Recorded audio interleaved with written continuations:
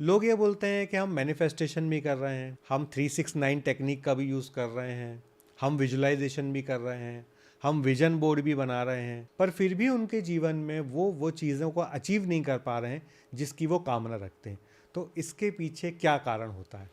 इसके पीछे चित्रेश जी दो मेजर कारण हैं। सबसे पहला तो ये कि हमारा अद्वैत भी, हमारा योग भी, हमारे पुराने सभी शास्त्र बोलते हैं, एक बहुत खूबसूरत स्टेटमेंट देते हैं, यद भावम तद भवति, कि जिस प्रकार का भाव होगा उसी तरह के फल हमारे जीवन में हमको मिलने वाले हैं। तो सबसे पहली चीज़ कि हम सब कुछ करते हुए हमारा भाव नहीं बदल रहा। आप देखो, हम अपनी ज़िंदगी में वो कभी नहीं पाते हैं जो हम चाहते हैं, हम वो पाते हैं जो हम होते हैं।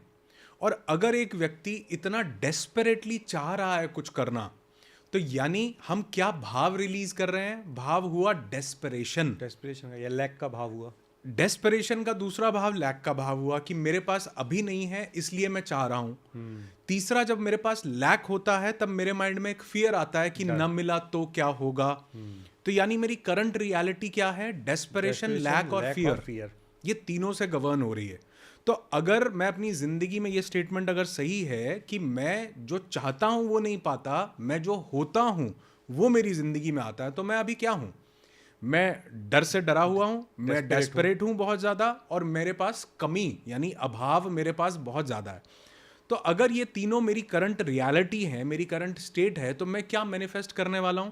मैं और ज्यादा डेस्परेट पे डेस्परेट होता जाऊंगा, नई नई टेक्निक्स ट्राई करूंगा, 369 के बाद 6912 करूंगा, फिर 91215 करूंगा।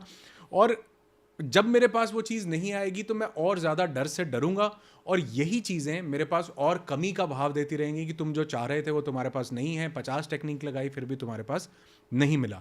तो यानी यद भावम तद भवति, मेरे पास अभी भाव तीनों गलत रखे हैं।